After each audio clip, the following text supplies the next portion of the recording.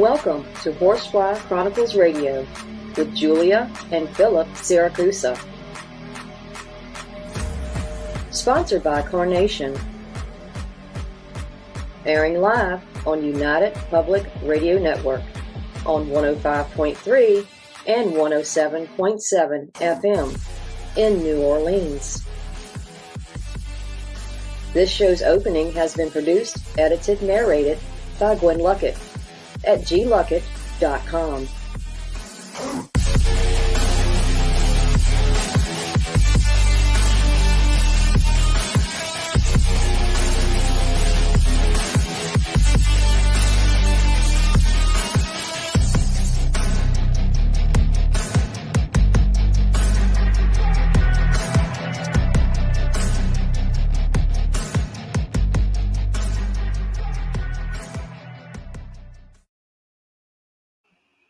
Hello, everyone, and welcome to Horsefly Chronicles Radio with myself, Julia Siracusa, and Philip Siracusa. We are broadcasting live from the United Public Radio Network on 105.3 FM and 107.7 FM from New Orleans. We're fully sponsored by Carnation, so we want to thank them for their sponsorship. You'll have to do a few things in order to participate in chat. Go to our YouTube page, UFO Paranormal Radio. Go to all of our Facebook stations, UFO Paranormal Network, UFO Undercover with Joe Montaldo, News on the Flip Side, Horsefly Chronicles Radio, SoundCloud, Podbean, Twitch, and all of those platforms that you could watch podcasts in. So please, guys, please welcome to the show fellow UPRN host, psychic medium Kerrilynn Shellhorn. She is an amazing psychic medium and radio host who engages in conversations with her guests about all things paranormal. She is determined to show people that interaction with spirit is a normal part of our everyday lives. So please, let's welcome her to the show. Hi, guys. Hi. It's nice to see you both. Thank you. Good to see you too. Thanks for coming on tonight. And so tell us about your abilities. I see, hear, feel, taste, and smell. So there you go. For me. The smell, and it's interesting too, because the smell used to really bother me, but I think once you set those boundaries about what's going to work for you and what doesn't, they switch it, right? Like cigarette smoke used to make me gag, but as soon as I said, I need you to show me differently, it makes my nose itchy now. So I know I went from smelling cigarette smoke to if my nose gets itchy, I know I'm with a smoker, right? Yeah. Wow. Yeah. Interesting. Mm-hmm. Now, with spirits, you communicate differently with each spirit? Yeah, depending on how they want to present at the beginning, right? So, and it depends too on where I'm connecting, if it's a session, if it's an investigation, if I've been asked to go in somewhere, like it depends on how the experience is, on how I'm tapping in and connecting with them as well too. Now, take us to the beginning. How did you get started with your gifts? When I started doing this work full time, or when I realized that were you born into it? 2 years old, 3 years old, 10 years old? Very little. So my grandparents, I'm from Northern Ontario, and my grandparents owned this big plot of land that they severed some of the property for my parents to build the house that I grew up in beside them. And I was 5 when we moved into that house, and full-time, like beside my grandparents. So seeing spirits at my grandparents' house when I was there more full-time. So I was 5 when I started having those experiences.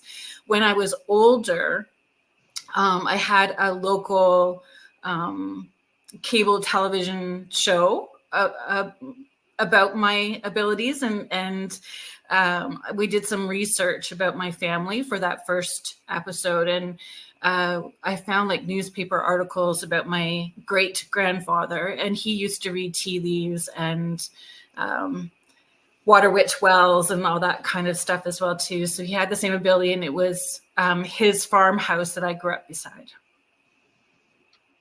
Wow. Mm-hmm. Wow.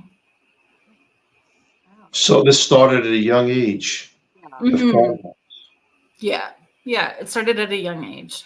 So it grew with you as you became older. You became more wisdom. I would, yes, I had children really young. Like I was married at 21 and had my first baby. I was a very young mom. And so I was very focused on my children.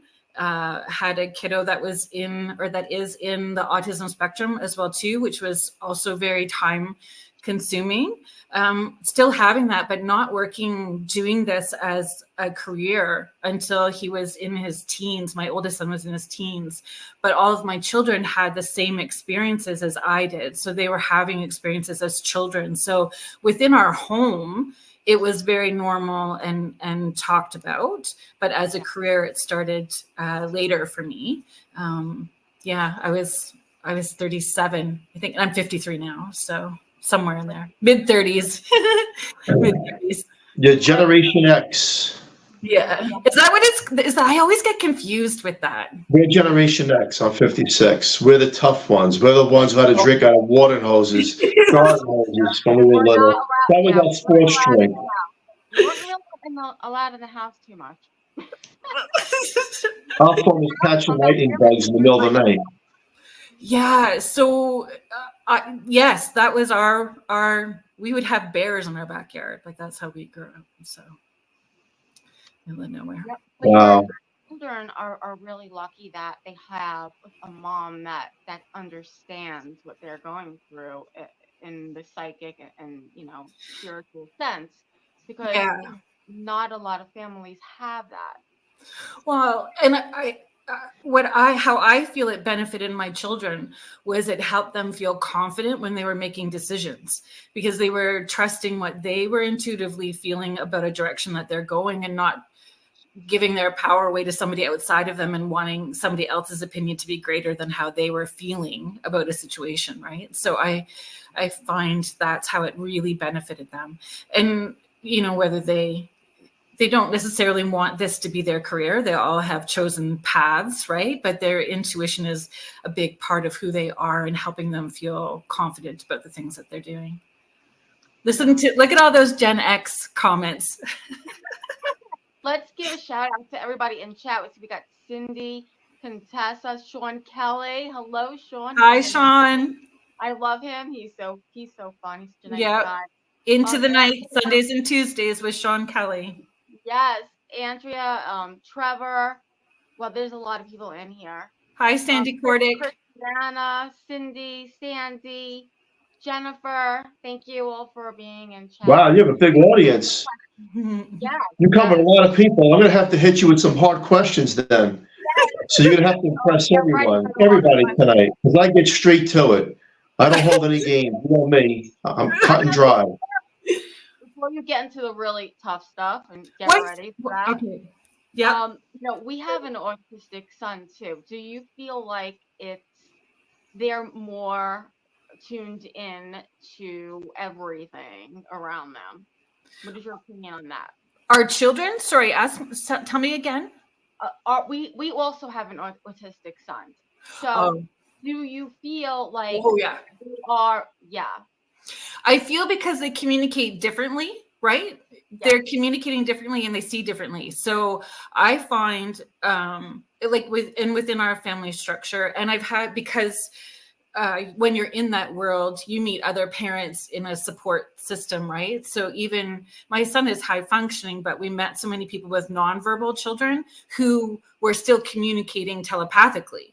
Yeah. So there was a lot of stuff that I learned, that artistic kids are extra sensitive, and we need to honor and respect how they communicate, because he was really my teacher, for sure. He was my teacher in learning how to communicate differently, right? Which is part of our intuitive senses and trusting how we feel and how our body's responding to things. Absolutely. I agree. Mm-hmm. Yeah, he's definitely was my best teacher. Okay, Phil, you want to hit over? That's all you have? That's all you have? Is that one little thing? That's it? No, I mean, that's a great question. And you know what, Julia, that when I started doing this full time, it was I had a parenting radio show for parenting children who are intuitive to support families that had children. Hi, Susan. So yeah, and I used to have summer camps for kids. So like the kids that were having experiences could get together and we would do things, intuitive games. We talk about chakras. We talk about grounding. We would do creative things as well too. Sound. We would make rain sticks. You know, we just did all kinds of fun stuff with summer camps. Yeah, that's great. Yeah, kids with autism, I believe, this living with someone with autism, that they have special abilities that they may see things we don't even see and interpret things differently in a more rational way sometimes than we could even put together. It's very interesting, very, very interesting to say the least. Yeah, I agree. I agree. And to be patient, to be present, like they just really teach us so many things. They do. And you see both sides of how we are and how kids with special needs are, and then their abilities. They have abilities we don't even have, like an extrasensory. So, what's your thoughts on heaven and hell? Heaven and hell? Yeah. From experience and observation, I would say that that both places, from my experience and observation, are created from our own belief system, from our own actions. Like whenever I've seen people coming through, they'll show me their heaven space, and it's really like where they're most happy. And I've not really seen a hell space. What I would say is hell, or what we would normally consider or as a hell space. I've seen it where people are having to see their thoughts, words, and actions and how it affected people. So if they were doing a lot of not nice things, what it was like for them to feel what they contributed to humanity while they were here. And that seemed to be their hell space until they processed all of those things. So, I mean, the one fellow, it scared me. Like I literally slept with the light on for 3 nights. And it was the first time, like I guzzled back a bottle of wine when I was done that day. And so I knocked myself out. I'm sure I woke the neighbors up snoring so bad from that bottle of wine and sleeping with the light on for 3 days, because he turned his face around, the fellow in spirit, and showed me that hell space for him. And he was watching all the things that he did, and they were very horrible, horrible things. And he turned his face to show me, and it looked like the screen mask, like it was all elongated and stretched out from him feeling the pain that he inflicted, and on his daughter, not just like random people. It was his own daughter that he did these horrible things to. So, I mean, that's and I guess too, my only other personal experience would be my grandfather in that house that I grew up beside. He had a near-death experience, and he had bleeding ulcers that burst in his stomach, and he died. And they brought him back, and he said that when he died, and he's like this very trapper, hunter, farmer, welder, pipe fitter, German stoic man, like very German and stoic. And he said when he died, he saw his dad, his brothers, a field of wild roses, and every horse they ever owned. And he said he was no longer scared to die because he believed that's where he was going to go. And yeah, was his belief system. I've never had a near-death experience. I just know from observation that sort of, and I think from observation and doing sessions, really driving that home to my kids, like every thought, word, deed, or action accumulates, right? The things that you do matter.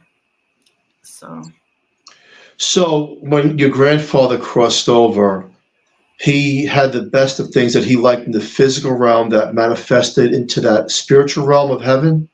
I guess. Well, the horses for sure were a thing. Like my grandpa used to braid horses' manes and tails for show. He taught me how to braid hair. Like he was just that guy. So I know that was really important to him. The wild roses sort of threw me because, I mean, he used to have this like log cabin in behind the original farmhouse, and he would stretch and tan hides from the animals that he trapped and stuff like that. And he would tell us stories. We would just all sit out there, and he would say things like, old trappers never die, they just smell like it, like he'd say stuff like that. And then here he's talking about roses, which was such a soft thing for this man who was so interesting, harsh, right? But their driveway had those pink wild rose bushes lining their driveway on both sides. So I don't know if that was home to him, if those represented home, not necessarily something, I don't know. It's a good question though. Yeah, and it's so interesting because a lot of times they only talk about what they want to talk about on the other side. It's just like, and the roses, maybe it was something that you just had to think about a little bit, but I guess over there, it was kind of like a validation, right? Yeah, I think so. Or maybe just what he needed to feel okay about whatever was happening. I don't know. I just know that he was very open about talking about his experience, and he was very clear that he was not scared to die after that. Yeah. And we hear that quite often too. People that have near-death experiences aren't afraid to cross over. And then here comes the people with abilities like yourself, right? You have spiritual abilities, and we have paranormal investigators. Yeah. Who are we talking to? Are we talking to the shadows and silhouettes of the person that was? Or are we talking to something that is mimicking what we think it is? Well, there's so many theories or possibilities, right? If it's a session, are we tapping into who that person maybe, like our client is thinking about? So are we tapping into them? Are we really tapping in on the other side? I don't know. There's lots of theories to it. Are we tapping into, if we're doing investigations, to future us coming back to try to talk to us? Like there's all kinds of different theories to look at it. I feel I'm tapping into actual spirits, because especially like when like that fellow that came through that showed me the scream mask, those kind of sessions they're hard sessions to do, but those are my favorite sessions to tap into. Sessions where there's addictions, or where they come in showing me they did all these things, but here's how they're trying to atone, and here's how they're trying to make amends. And you can feel the energy where it's thick and heavy and shift to really light, and the information's flowing really fast after that. When it's in that heavier space, it's kind of sluggish, like you're talking like the teacher from Charlie Brown, almost wah, wah, wah, wah, until it gets lighter when they're talking about how they need forgiveness for themselves and their actions and what they're trying to do and how their actions affected this person. And, they'll outline, these are all of the things that happened because I did this. And that's pretty evidential. So I would say, for me, I'm tapping into that person in spirit. I would agree with that. I would agree. When you channel through, it's the person that you're trying to connect with if you have a strong enough intent. But if you're doing a paranormal investigation at a home, yes, and you think you're talking to someone that died there from way back in the day, those are the cases that are tricky, because those are the cases that we don't really know. Is it Mrs. Jones who lived there and died there? Or is it something else? And I'll tell you why I say that. I'm a paranormal investigator. I've been on many locations, and Mrs. Jones wouldn't act a certain way, but yet they say it's Mrs. Jones or whoever. Mm-hmm. And sometimes they act malevolent. Right. And you have to ask yourself now, that's why I asked you a few minutes ago, what were your thoughts on heaven and hell? Because knowing paranormal and knowing the supernatural, that demonic entities do exist. Period. But then how do we separate it in such a way because these negative entities can play trickery to the mind and make you think you're the little child in the home, like the Right. Sally house. So I have not, I would say, as far only from personal experience in investigations and from personal experience to this point, the lower energies that I have tapped into are those bullyish spirits, whether they're stuck, that are trying to accumulate or feed off of spirits that have also died on that property. Like, in a couple of occasions, I've run across that. I've run across dimensional things for sure that I can't explain. Got growled at and scratched by something. I don't know what I would classify it as or where it came from. I just Yeah. You got scratched and growled, which labels something that's not friendly. Nope, that was not a friendly thing. And it was a good learning lesson for me too, because at the time I wasn't educated properly. I was not knowledgeable enough to be doing what I thought. And so that was the best learning thing for me to have happened. So got educated really quickly, and I've not had an experience like that since. Which is great. good. You know what's interesting too is that what we have learned, and again, science doesn't prove it because science can't back it up, and science isn't everything because we know things that science doesn't talk about, or maybe they're just not there yet, right? Yeah. But we know when you investigate a location, and sometimes you will pick up the spirit that's crossed over there because that's their home, right? Sometimes they don't want to cross over. But what's interesting is, even those lower spirits, those spirits that feel heavy, I still go in super respectful to them, because are they miserable because no one's paying attention to help them? Like, I still look at those. I go in as an open slate. If they say it's so and so with this name, I just go, and I file it somewhere so that I can go in and just see for myself if they show me something different or if they're going to validate that. I'm not sure. But anyway, I interrupted you. I'm so sorry. Keep going. No, that's fine. But what I was going to go with this is that sometimes we'll hear somebody say, help me through a spirit box or whatnot. Wow. And then we find out that there's an evil entity, not a person that ever existed, right, chasing them. And then the question becomes, I don't know the answer to this, but the question becomes, are they on that same dimension sometimes where that entity can invade the space spiritually to that person that's crossed over? Because we've encountered that numerous times. And we don't want to think such a thing. We don't. But it's true. And it's factual. And you could ask anybody who's seasoned in the field, who's done serious locations, that these things happen. And we ask why. Yeah. And spirits, like those lower energies, even dimensional, you can be in separate locations where they're still tapping into both locations and making themselves known in two locations, right? Like, if they want to follow somebody and create havoc, they can. Yep, absolutely.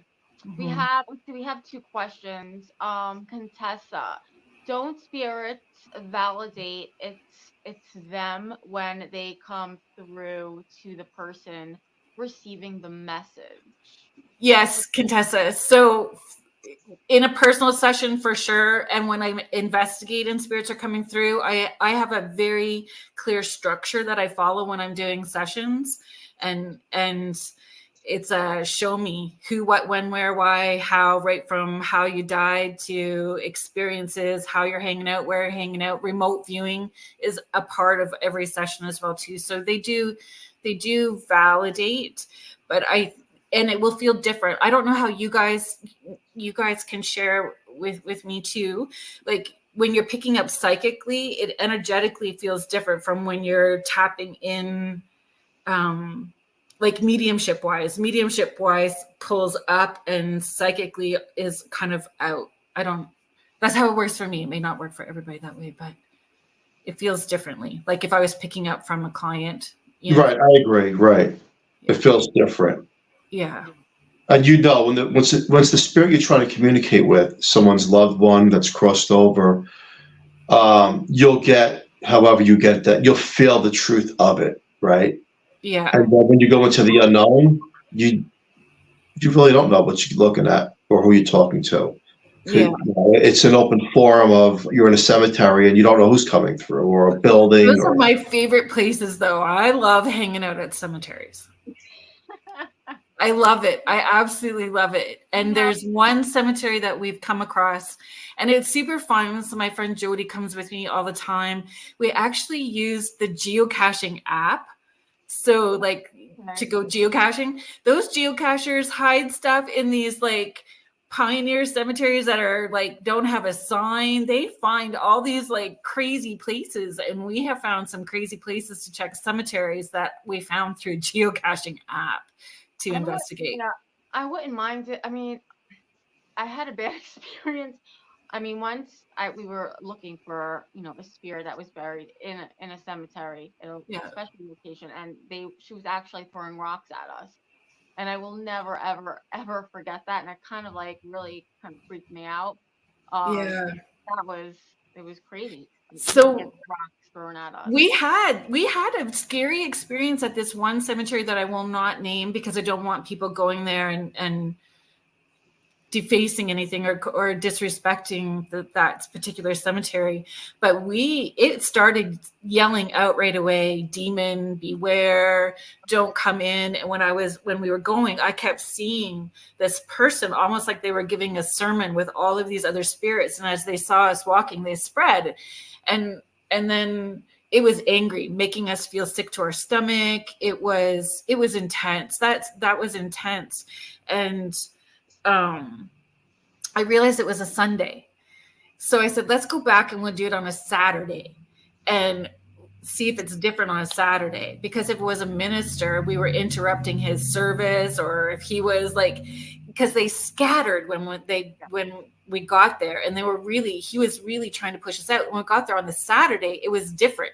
It was less intense, and we didn't get all those same sort of warnings. But I think I still want to go back and explore that a little bit more, because I know that he wasn't a demon. I know that he was waiting to see what kind of response we would give him. And I still kind of pushed back until we started feeling nauseous, and then it was like time to go. Yeah. You always know when your time's up and it's time to. Yeah, when to tap out. Exactly. I do have a question. Tap out, yeah. Philip, Jennifer says, Philip, when I heard you speak on Kerrilyn's show, it was the freakiest show I've ever listened to. And I hope everything in your house is better now. Jennifer, thank you. It's pretty much the same. I don't think it's ever really gonna get better. It's just a matter of how you deal with it and the protection that you take, and hopefully one day we'll be able to. It's funny. I'm up at 2:00 in the morning. I'm a late nighter. I work late, and I would love for people to live close. So just sit in the kitchen with me alone at 2:00 in the morning. That's all you got to do, and you'll see what I'm seeing, because you really don't know what the hell you're looking at. And that's why I ask you these certain questions, like your thoughts on the entities, because I can't describe some of these things. I see animals crawling up a wall that don't even exist, like the size of a dog. But there is no dog. And then I see a person, and then I see the next day I can see a big black mass of nothing just moving. And it's crazy, and I try to debunk it. I try to rule things out, but after a while, it's like, it's an open doorway for some reason. Well, and if it's a doorway, then it could be from wherever, right? Like in more than one wherever. Right. I think that this house I think it's the whole block. It's the whole block. But I think this house is like the hub of it, and Joe, I think we need to start something new. Late nights in the kitchen with Phil. Just sit there, have tea, and keep your eyes open. I'm not even making this up. I was on a radio show the other night talking about this. Like, it's true. It's you know what's interesting? It knows when I'm alone. So we had true ghost stories here back a couple of years ago. And I said, now you sit with me in this kitchen. They caught it. The same exact area. And there's a portal there that these things come and go. And you don't know what you're going to get. It's like a box full of nuts. You don't know who's coming through. You know, whether it's a demon or a person. I don't know. I can't describe it. It gets closer and closer. And that's why, you know, people like yourself with abilities and we communicate. I often wonder what else is listening to us when we communicate, you know? Oh, yeah. I agree that they listen for sure. Like just not even necessarily investigating a house that's intensely active with high strangeness like your house, but even just going to an event that I'm doing, those spirits will start talking to me because I'll open up on the drive and go, okay, I'm open for business. So come on in. And I'm prepared a lot of times by the time I get there, because those people that have purchased tickets for those events already have been talking about it, thinking about it, preparing to go. They're excited. So their people know to show up. Right. So I think that they do. I think that those dimensional places are tapped in. If we're tapped into that collective consciousness of one, all of us, you know, they're picking up on our thoughts, feelings, emotions. I wonder if you paid attention to what your day is like, how that would track what comes through at 2 a.m. Yeah. If you're irritated, if it's the growly dog, if it's like kind of reasonable day, it's like just a person. I wonder if that would track somehow. That's a good question. I would say yes to that. That's a good question. Because would it mirror to you what your emotional state is? I don't know. I'm a questioner. That is a good question. I would say yes. I mean, if you had a really bad day in the house, I mean, maybe you're more open to seeing things at night, or that kind of thing, right? That's for me, I tend to like block things out. I'm really good at like blocking it out. I mean, I do it all the time. Yeah, but you won't stay in the kitchen with me 2 o'clock in the morning either. I asked you to stay up with me. I was going to say that I'm not up that late, and I think that the bad things happen at night more than. All right, everybody out there wants to be in the kitchen with Phil in Pennsylvania, late night tea. Sean Kelly is saying yes. Sean Kelly You can see what I'm seeing, and everybody else sees that stays up 2 o'clock in the morning, but I can't get anybody else around here. But it's wild. It's definitely wild. And I look, it's real, right? We know these things are real from our abilities, and you can't deny it. I don't have explanations for everything. I don't. I don't know if we ever will. Do you think that we ever will have explanations? No. I think that we're not allowed for a reason because we're meant to find out after we die. I think that we're not allowed to know everything because we're supposed to have knowledge that comes to us after we die. That is very, very true. Absolutely. That's my thought. Absolutely. Sean's saying damn straight he'll sit with you, Phil. I know. I'm trying to get to that comment, Phil. Did you see that? Sean Kelly said, I'm coming up there and I'm going to be, he's going to knock on the door and he's going to check it out with you at that time, I'm guessing. It has to be late night in the kitchen with coffee or tea and observe for the unknown. Having said that, hey, with your abilities right now, do you see anything behind me or is anything with me? So I don't. So do you have a towel, Julia? Do you have a towel? Do you know what I mean? A towel? A towel. No. What does that mean? Like my kids know when something's going on for me. A lot of people that have watched me work consistently know when there's a towel when I'm picking up something because I do this and then I got this going on. So there's usually, but you know what? I'm not necessarily tapping into, and it could be somebody that's connected to somebody that's crossed over, right? Like that's attached to the people in the comments that are here. Like, I don't know where it's going. I just know I got a smoker man. Ah, here we go. Let's put your abilities to work on the show tonight. No. I could tell she's probably blocked. She's blocked off right now. Mm-hmm. If you look at me, it goes sideways so quickly, right? I don't know if you guys get those people, those imposter people or scammer people after you've done a show where people are doing readings and stuff after. That's so intense and it stresses me out. Yeah. I mean, yeah. Exactly. That's exactly what I said, Leslie. We're not giving readings out tonight. And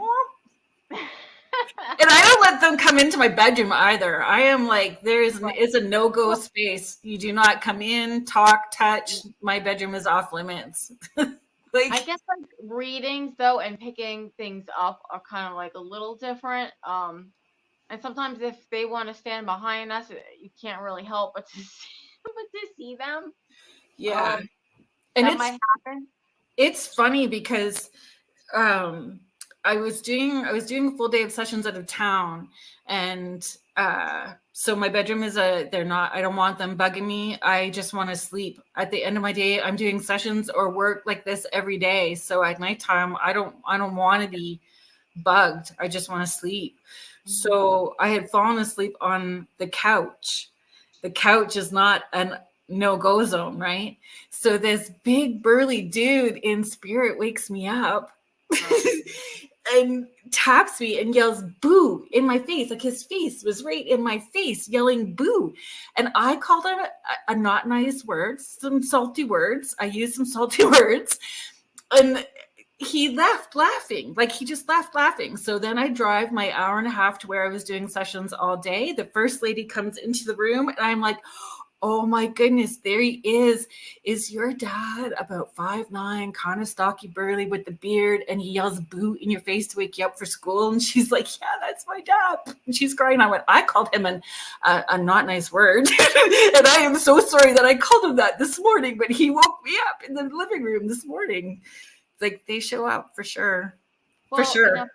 Yeah, and that's the hard thing too, that a lot of people don't understand, that it's like we're doing all these readings all day long, and we do block ourselves off and shut that down, but sometimes it happens and they will come through if they know that they can get through to you. And there's a message that they want to give somebody. Nothing is going. Sometimes nothing is going to stop them from. I agree. Coming through. Yeah. I mean, I remember a few months ago I did a reading, or Phil did a reading. I don't remember, but there was Alexa kept playing Spanish music. Remember, Phil? Oh, yeah. And it was, I think it was someone for Phil. And he just wouldn't stop. And no matter what we said, Alexa, play the 80s. Alexa, play this. It would just fun. Go to the Spanish music. So someone was trying to, come in that way. We never really figured out who it was. I mean, again, you're doing multiple readings all the time. Yeah. You just can't put those pieces together. But I get frustrated. I'm like, that shit's not working. You need to figure it a different way. That's not working. It's not easy. And, it's a hard job. It is. It's exhausting emotionally and physically. It is. Mm-hmm. Mm-hmm. So what's on your bucket list, moving forward Places? with what you do? Yes.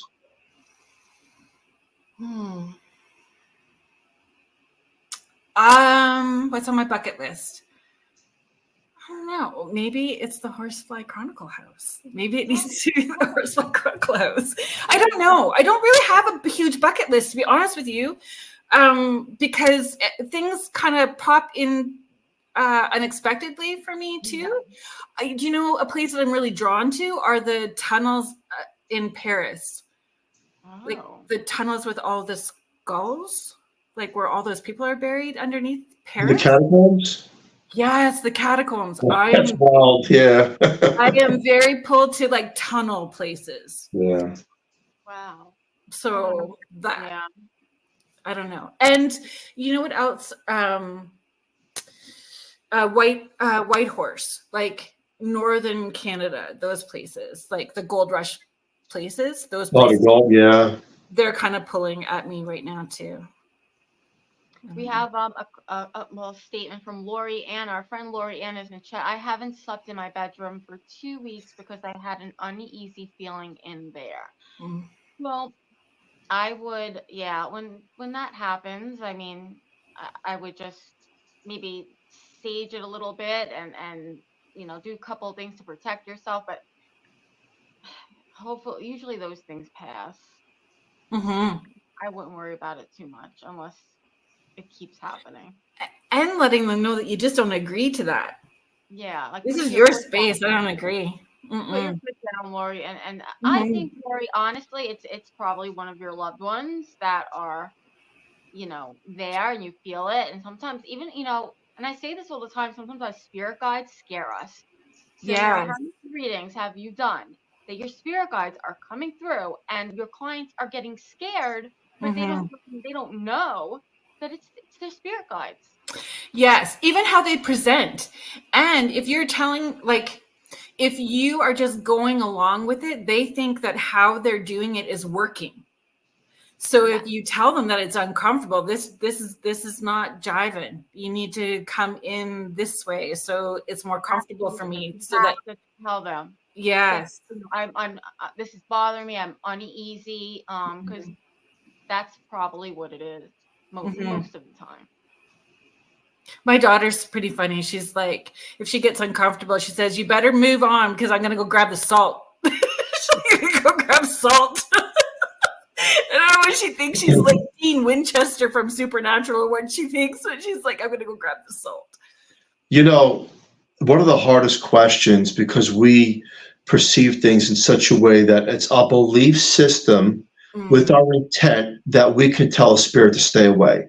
But let's really think about what we're saying here. Let's be rational. Now, we're talking about something you can't see, period. Now, maybe with abilities, you had some kind of a vision. And then you have a spirit come in and you say, "No, this is my place, my room, leave." Well, is it because, follow me on this, is it because of our belief and our intent that we're saying with such meaning that they have to leave and give us our privacy? So I would say yes. And I also feel whenever I've been uncomfortable, like when I was talking about the fellow with the face that was all elongated, I forgot at the beginning. I don't even know if forgot is the right word. I would say definitely ego at the beginning, very, very beginning. In doing this as a career, ego at the very beginning, and thinking that I was the one doing this, and it's not. Like we have spirit guides that intervene. The information is coming from source through us. I'm just the in between. It's not really me giving the message.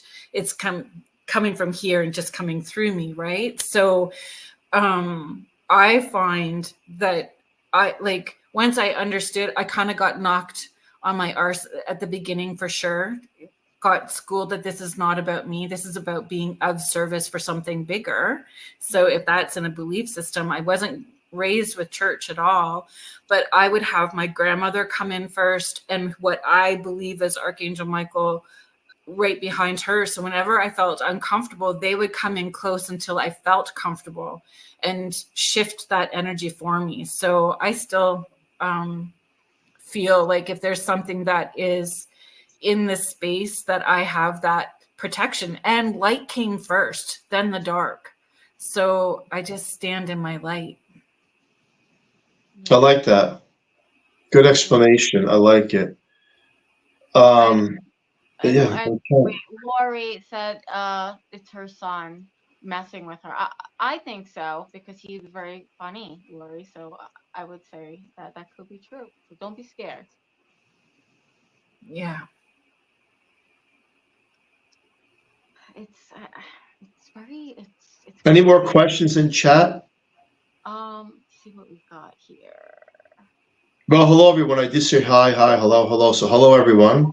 People in here. There's a lot of fun people. Jennifer, I thank them for coming. If they came into my bedroom, and kindly tell them, nope, not allowed to be with me in my room. This is more of a statement, and I would see them the next morning. Oh, okay. Sometimes Hi, Grant. that works sometimes, not all the time, Jennifer, but that is true. I guess it depends on the spirit. Sometimes they'll listen, sometimes they won't. Right? Yeah.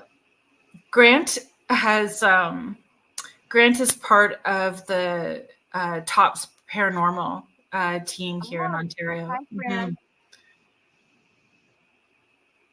He probably would be interested in your house for sure. Oh. Yeah, the only problem is we live out in Pennsylvania. Yeah. That's a trip. Oh, Sean. It's definitely, yeah. It's interesting. It really is interesting. And the communication that, look, when you cross over, it's not the end game, right? That's the good news, right? It's not the end game. And we can communicate. And sometimes can be confusing of who we think we're speaking to. But, if it's a loved one, they'll give you that validation, like you'll feel that ease with them. And then if it's something else, there's other things that we don't know yet. So there's things that we can communicate with that we really don't know who we're speaking to. There you go. Where's Sweet Springs? Where's that? Springs in August. Yeah, where is that? I don't know. I would have to Google. But it's fun, and they'll have to come on either show and tell us about it. Yeah, absolutely. So, Virginia. Carrie, now I don't. What do you think about the demonic demons? I mean, have you ever done residential cases? Let's start with that. Have you ever worked on a residential case? Like indigenous residential homes? Right. Yes. Mm-mm. Okay. Would you ever do that? Like on a for a residential home, like for indigenous, like hours, like a private home. Oh, residential. Yes. Oh, yeah. Yes, I've done all that. I'm like, I thought you were talking because we've had so much happen up here in Canada with residential schools, like for our indigenous populations, and that was horrible bit of business. So residential homes, like people's homes, yes. So tell me your question again. Sorry that I went sideways. Have you ever worked on a residential home, and did any of them really leave a mark on you? I don't necessarily think that any have left. There was a home which is interesting, was one of those residential hospitals that closed down, and there was tunnels underneath, and then the residential subdivision was built. So it was similar to, like you were saying, like your house, you think it's the block. That's what I saw too, where I was having to clear these spirits and send them, like cross them over, because they were confused. These people that had been trapped at that hospital. There's lots. I don't know. I don't think that there's one that's been particularly standout. They all are, right? At the time, each one is. We did one a couple of weeks ago, and I'm still trying to process it, but it's an empty home. It's not one that somebody's living in. Okay. But it has, like, there's things, Phil, that I'm not quite sure what they are yet. And I'm pretty sure that we caught it on camera too. Like these elongated, I just kept seeing these elongated forms coming up from the dirt room that I don't know what they were. Okay. Elongated black masses. Oh, yeah, I've seen that. Oh, yeah. Black masses. People that are having trouble selling their homes too, and then when you go in, it's like their dog in spirit is standing by the door, making people uncomfortable. Move the ashes out of the house, and people will feel better. And I've not, and I have gone to some residential homes too, where they feel it's there's a haunting going on, and it's emotions from somebody in the house who's sensitive that's projecting it out and creating their own poltergeist experience, and then been in other homes where there's really nothing there. It's stuff that's explainable. So there's that too. And not everybody wants to hear that the stuff in their house is explainable. Yeah, I know. It's hard. Mm-hmm. Joni, I believe my dog sees my daughter, but they never met. I've gotten to where I just tell her to stop messing with the dog, and I can't feel or see her. Oh, okay. What do you have to say about that, Carrie? I believe my dog sees my daughter, but they've never met. So, but they have. That's the thing. I hear that a lot, where they would have never been in this house. How can they describe it? Or they've never connected. But they do. In the spirit world, they're going to be able to see and connect with everything that we are experiencing, because they have they're invested in us being as happy and joyful as possible, so we can be more of service, right? So, yeah, she's probably there connecting, just to let you know that she's, and the best way for her to connect, because sometimes they're trying to connect with subtle ways that you miss. You could be so busy during the day that you're missing the subtle ways that she's trying to connect. And so that's the way that she sees you responding to.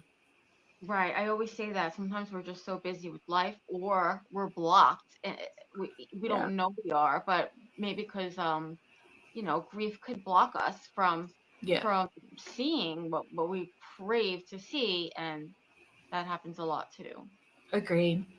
Grant, I have not worked collaboratively with anyone in a religious sect to help clear a space, but I'd be open to it if somebody reached out, for sure. Have you guys? Well, you guys have, right? You've had religious people come to your space. Yes. And what happens is we've had priests here from churches, and what happens is the things here are very, very smart, and they'll hide. And it sounds insane, but no, I understand. There's a place that we investigated pretty regularly, and those spirits would play hide and seek, depending on who the people were that were there to investigate. They liked some, didn't like others, and they would play hide and seek. Exactly. And then when they leave a day or a few hours, it's kind of worse. So and I kind of, I mean, not kind of. I'm unsure if I believe that we can clear a space. I'm not sure that we actually can. I don't. We may calm it for a bit, and then whatever happens, I'm just not sure that I have never said that I've cleared a space completely, because I'm glad you said that. I'm glad you said that, because there are places, many, many places and homes and locations and that you cannot clear. And I think that's something that no one really wants to admit. I do. I'll say it out loud because we don't know what we really don't know everything. And you're not, especially when you're not dealing with just one thing. I mean, you don't know. Our house, for example, there's so much. There's not one person. Yeah. I mean, there's hundreds and hundreds. And the people in this space have to be responsible for their space as well too. Are they going to do the follow-up and the follow-through and do what they need to do within their own space? People need to be educated as well too on how to have accountability for their space and personal healing. Yes. And you have to have the whole family on board. Yes. So say, if you have teenagers and and kids that, I'm not doing that. I'm not doing that. I'm not doing that. I mean, everybody's got to be on board. And sorry, hon. We've dealt with that. And I find too, people lie. people may have their own agenda in why they want you to come to their space. They may want the haunted space. They may want the reputation of that. That may be branding for them. And if you come in with a different agenda that doesn't align with what their intention is, you're going to go nowhere too, right? If people are very stuck. So I don't do a whole lot of investigations within homes. It's pretty selective, honestly. And that's partially why, because I won't say that I can completely clear a space, because there's more to it than that. It's not that cut and dry. Phil, what do you have to say about that? Well, we had Bill Bean on our show years ago, and his childhood home, he said that they couldn't get rid of it.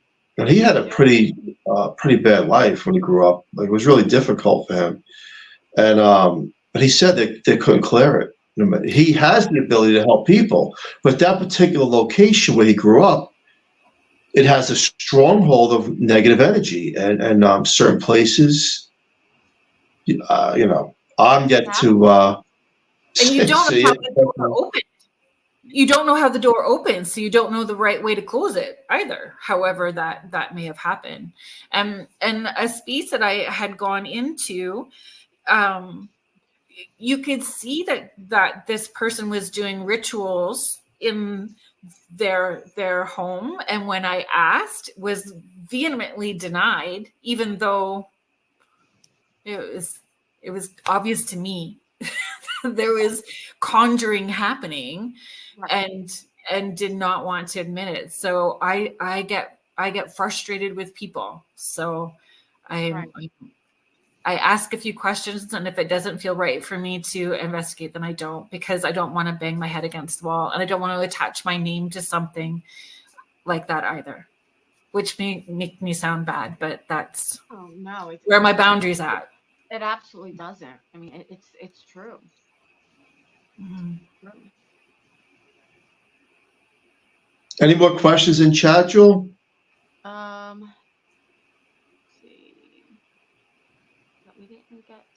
I see one just pop up. I just can't see the words. You might have answered that. Have you ever worried? I can't see.